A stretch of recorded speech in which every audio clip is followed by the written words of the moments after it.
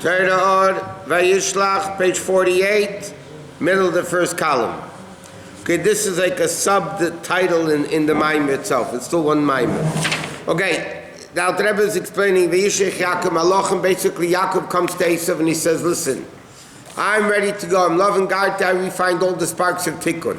Now what I want is to elevate the level of Tehu. To elevate the level of Tehu, but obviously it's not ready yet. Okay, so he says, Vayishuv Malachim el Yaakov Leimer, the Malachim came back to Yaakov saying, Banu alachicha Esau. We came to your brother Esau, is coming to meet you, meaning, Chuvas Malachim who, the answer of the Malachim was, even though Yaakov, they said, as far as you're concerned, you're ready to elevate Esau. There's one problem, Esau's not ready. You're ready and fit and it's proper. What did Yaakov Avinu want? Like he said before, Yaakov Avinu wanted to internalize the level of Tehu, and he thought by elevating Esau he'll be able to internalize the level of Tehu into Tikkun, because Tikkun is all refined already, so Tikkun is now a Keli. So he told him, yes, as far as you're concerned, your level is ready. You are complete in the level of Tikkun. But we can do. The problem is with Esau, he's all the way down here in the level of Shvira, the problem, he said, they told Yaakov, is the level of Shvira came down to Tehu, and came all the way down, but they fell into Klippa. They're not ready to be elevated yet, because Esau's not interested. Therefore, they told him, how is it possible to him to sustain you?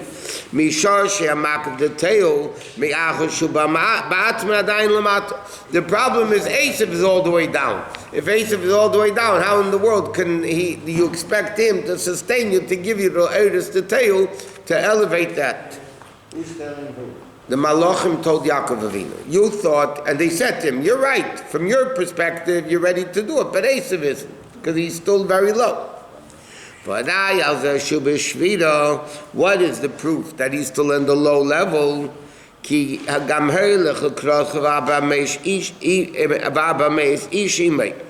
Okay, they told him there's 400 men with him. What's the cheshbon of 400 men?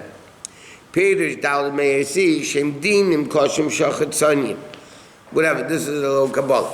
This is the 400 dinim of difficulty that come from the tough bati dinim koshim the shachim, like it says in Hidr Rabbah. Well, in the Zohar it says there's 400 evil bati dinim, and there's these 400 people come from those level of total evil. So there's no way Esau is in any level of kedusha to be able to bring down to you the level of makif. Kenei, as it's known,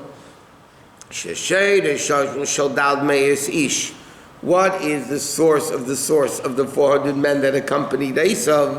Nisavan dalad meir shekel kesef. Shenasan Avram Avinu lefren.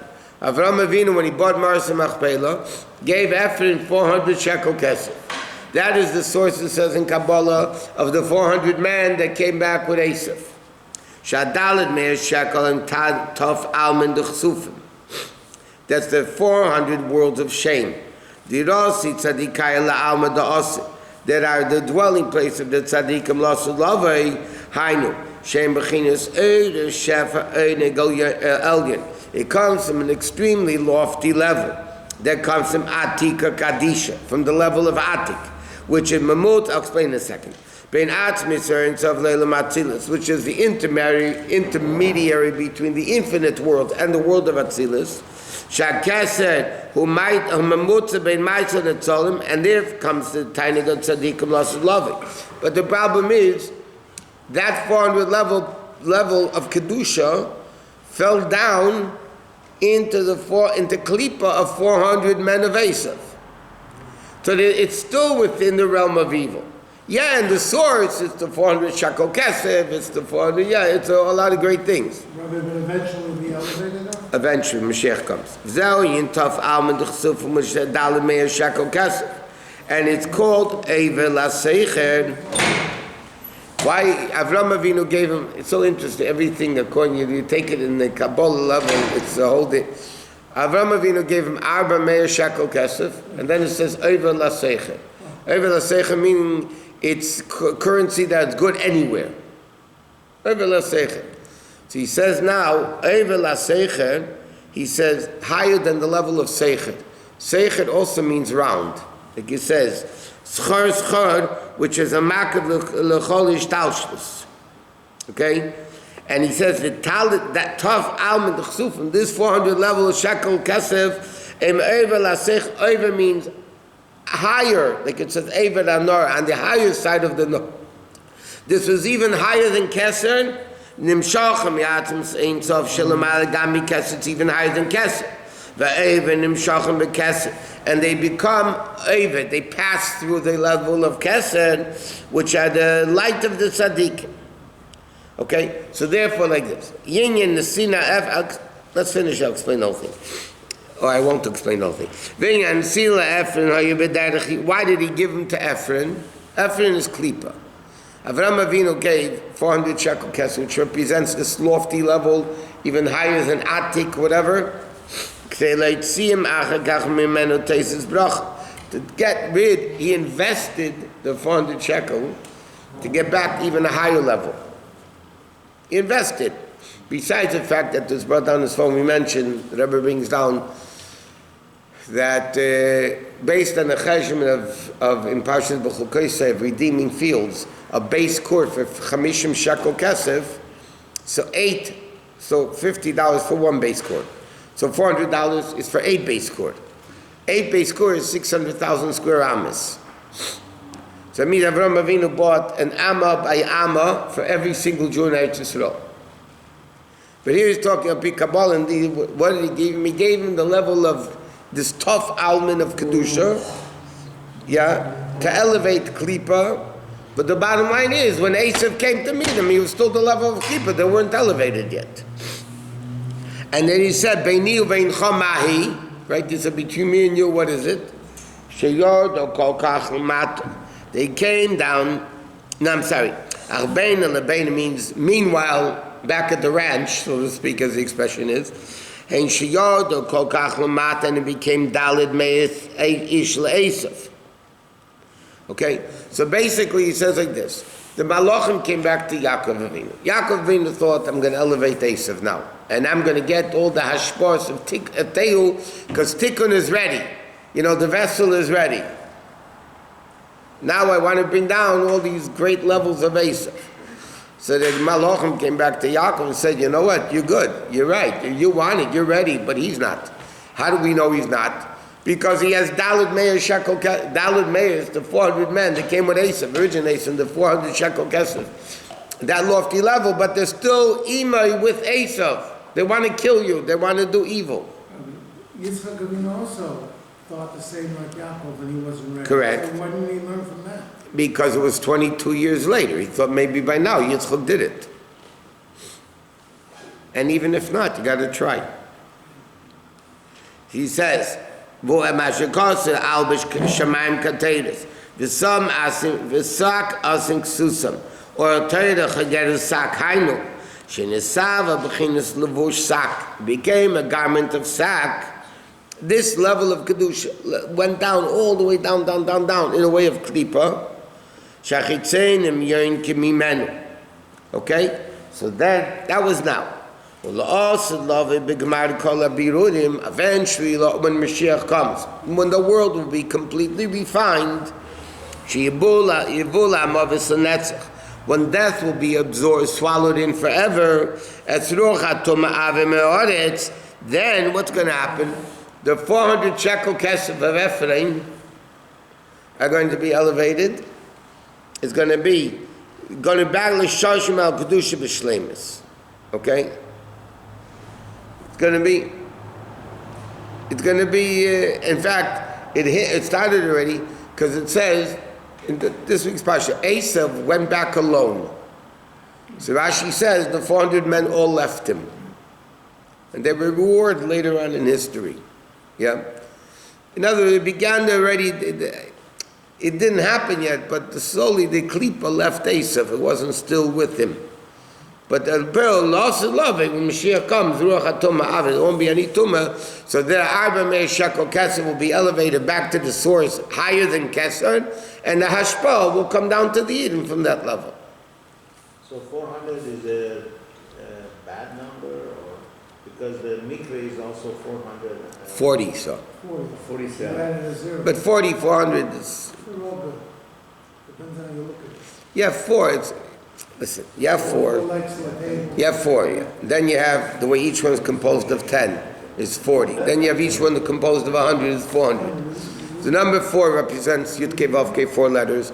Daled Elam is the 4 sons, the 4 cups of wine, all the 4 Imoris, they're all interconnected. So sometimes it's 4, sometimes it's 40, sometimes it's 400.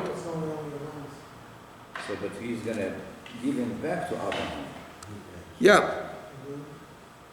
Mi'at Yod Yaakov, from this, Yaakov was, when the Malachim told him that the 400 levels are still with him, Yaakov Avinu knew, Ace is not going to be able to give him the Makav of Teo. What he's asking for, okay, so what's the Eitzah? Yaakov wanted to get the Makav from Esau.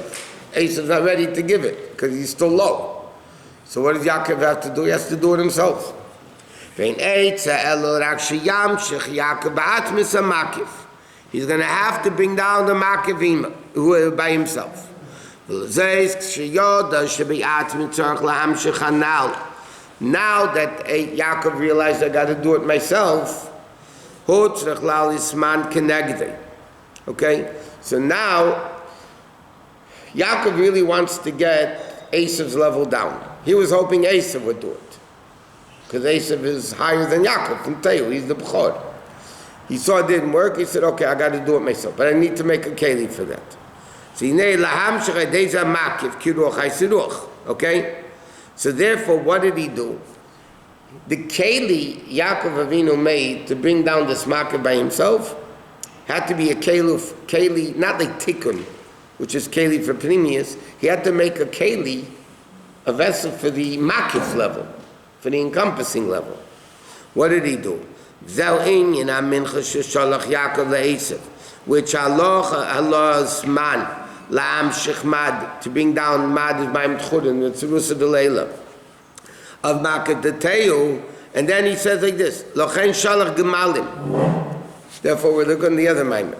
What did Yaakov Avinu send? Tray for animals. Normally, you can't bring a carbon from a tray for animal. Mincha Hishlucha, Mincha is a carbon Mincha. Right? Mincha means a carbon. Why did Yaakov give a carbon, so to speak, Gemalim tray for animals? Kilagabi or Makiv, Chashecha Ka'eda. And like he said, Al Rebbe Sal explained this later on in the Maimer V'yikach Min Abba B'yadi. So bottom line is, what is the keli for makif? Something which is makif. Now in the encompassing level, in the infinite level, there's no difference between kosher and treif. There's no difference between light and dark. It's above both. So therefore, what did he do? He brought the carbon, which is a keli, for the makif level, which is such a high level that gemalim are not treif, and this is not kosher, and it's above both. What? Was he expecting Esau to bring these as karbanos? Was he expecting Esau? Yeah, I mean, No, he gave him as a gift, but it's the concept of a carbon. why? He would bring carbon to Hashem, not to Esau. Again, he wants to make a keli to get the makif level that he's going to have to make on his own. But also, mincha means a gift. Yeah, but in a deeper sense, it means a carbon. Not that Esau should bring a carbon. Yaakov Avinu is being makir of these karbanos. That's what it means.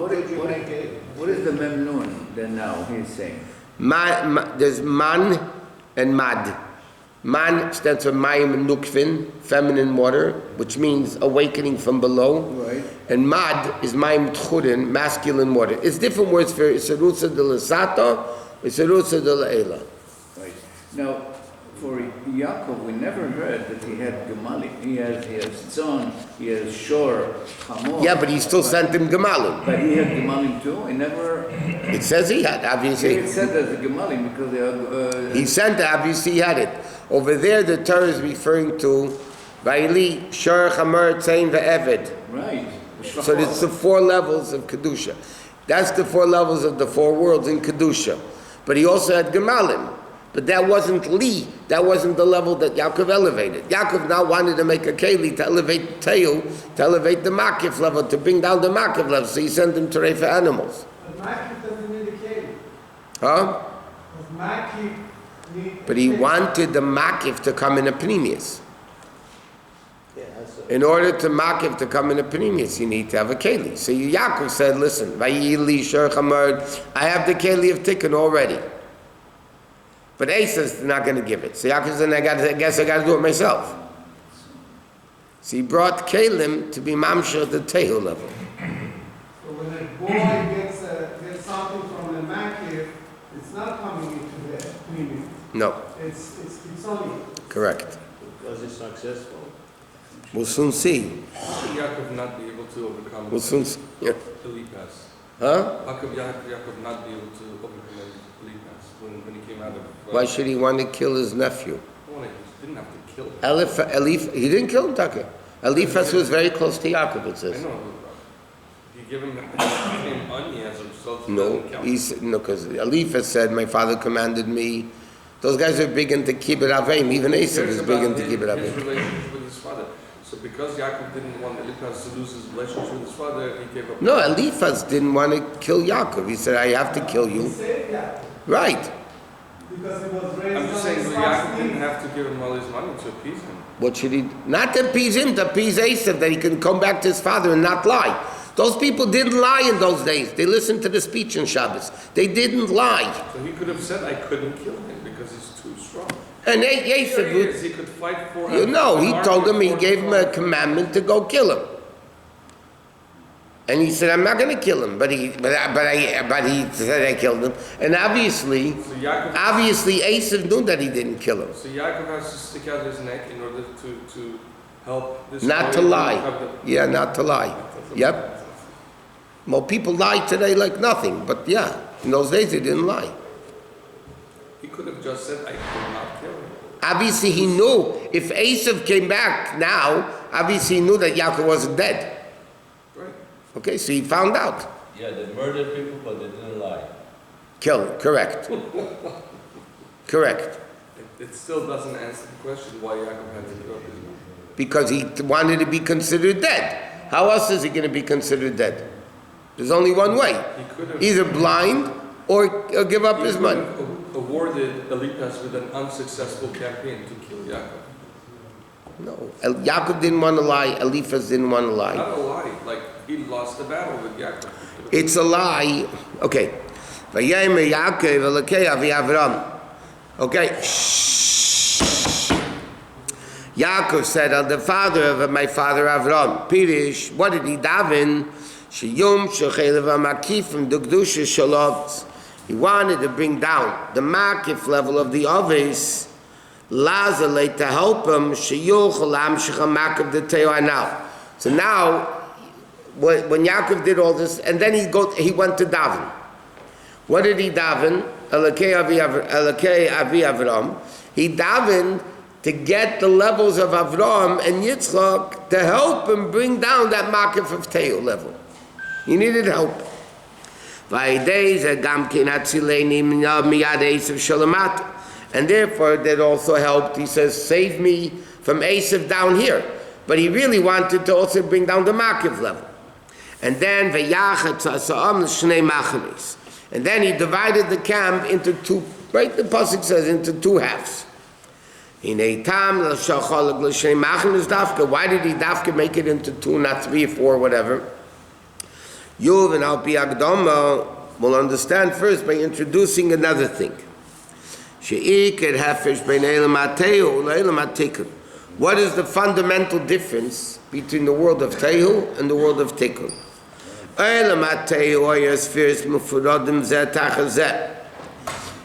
You know, if you see the picture of the Kabbalistic picture, Chesed, Gvura, Tiferes, you see all that stuff.